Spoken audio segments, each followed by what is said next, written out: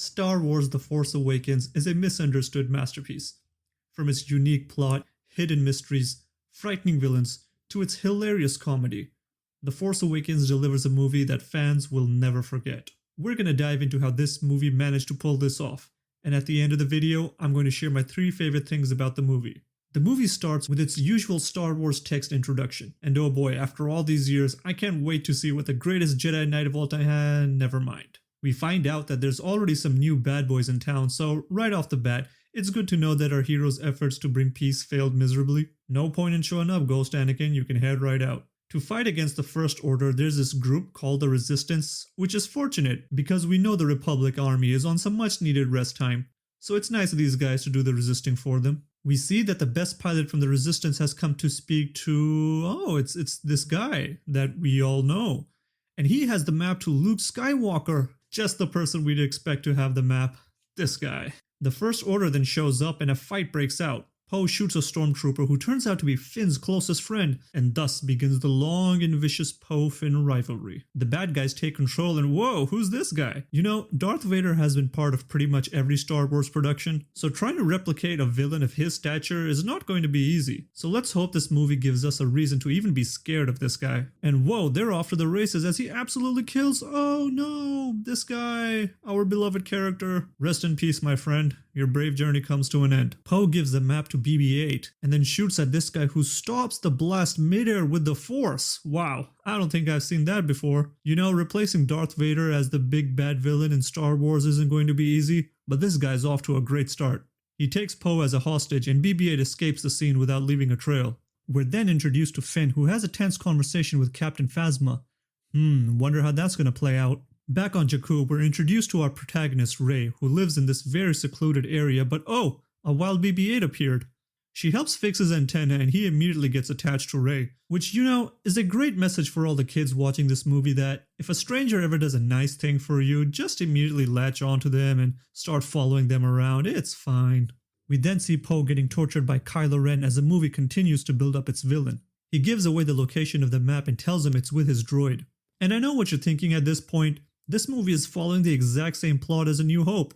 But hey, you know what they say, if it ain't broke, you're not trying hard enough. Poe and Finn decide to put their rivalry aside and escape together. And Poe kindly explains the description and importance of his droid to Finn before they get shot down. After the crash, Poe somehow disappears and Finn finds his way to Rey's location. He sees her get into a fight and, just as any other fugitive on the run would, tries to get involved and help her out. Rey doesn't need his help and ends up chasing him down.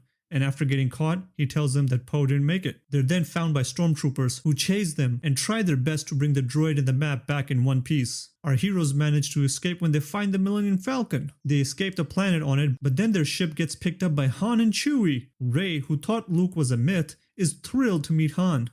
We then find out that Kylo Ren and the First Order work for this new guy, Snoke, who is some evil guy that has taken over. And he tells us that Kylo Ren is Han and Leia's son. Whoa, another Skywalker that is evil?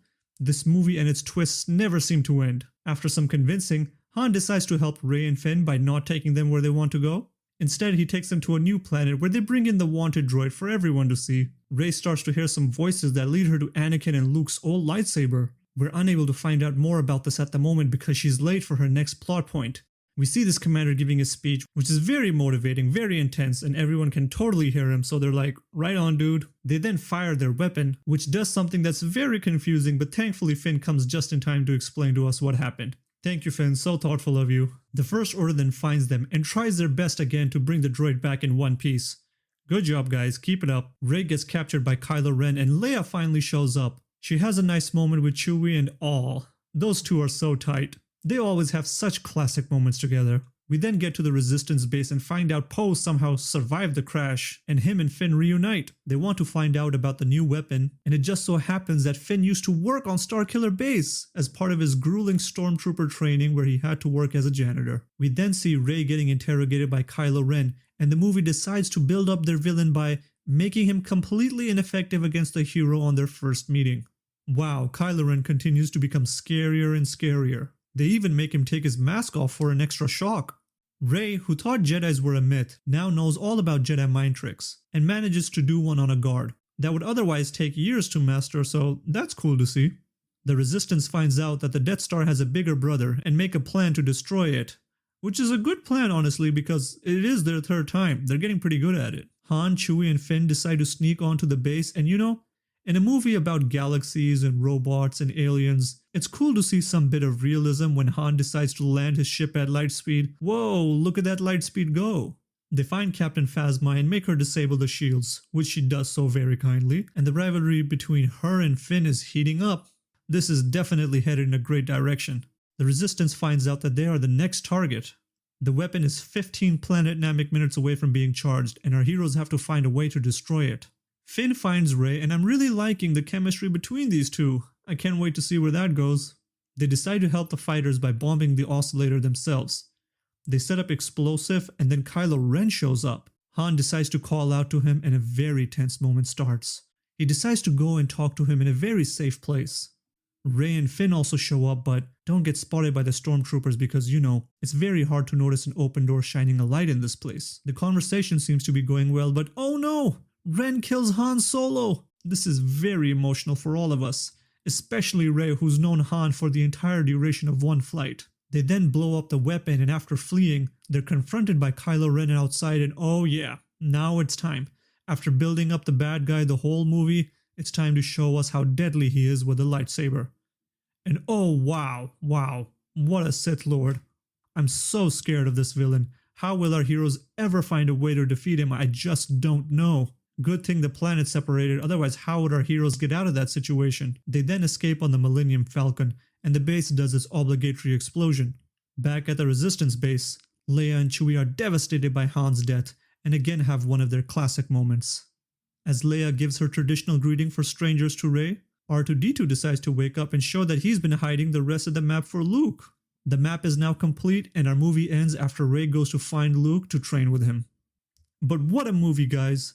So many funny jokes, so much character development, a villain who grew scarier and scarier as the movie progressed.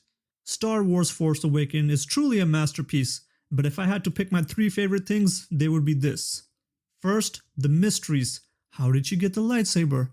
Who are Rey's parents? Why has Luke been hiding here this whole time? Questions that I'm sure will have great answers.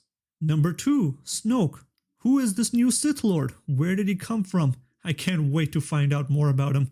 I got a feeling this guy's one of a kind. And 3, respect for the original trilogy. This movie continues the Star Wars story in such a respectful manner. And I know what you're thinking. Doesn't this movie ruin the ending of The Return of the Jedi, where our heroes thought they had conquered their foe and brought peace to the galaxy? But no, I disagree. Even though our heroes couldn't prevent peace from prevailing, they did manage to defeat the Empire by killing Palpatine, so that all worked out.